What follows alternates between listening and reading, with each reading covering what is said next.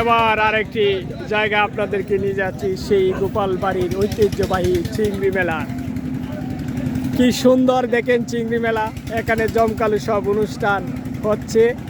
এখানকার বিভিন্ন ধরনের দেখেন নাগরদোলা, শিশুদের জন্য ড্রাগন, তারপর নাগরদোলা, তারপর তরি, কত কিছুই, কত ভালো লাগছে দেখেন চিংড়ি মেলা। আপনারা চাইলে সেই নেত্রকোনার চিংড়ি মেলা চলে আসতে পারেন। নেত্রকোনা জেলার কলমাকান্দা উপজেলাধীন গোপালবাড়ি সেই চিংড়ি মেলা অনুষ্ঠিত হয়ে থাকে।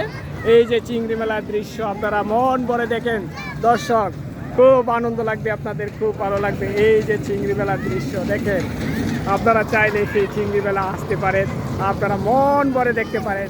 এই যে ছোট ছোট শিশুরা দেখেন এই চিংড়ি মেলা এসেছে, তারা অনেক আনন্দ করছে, তারা ড্রাগনে চড়ে বেড়াচ্ছে। এই যে দেখে গোপালবাড়ির চিংড়ি মেলা।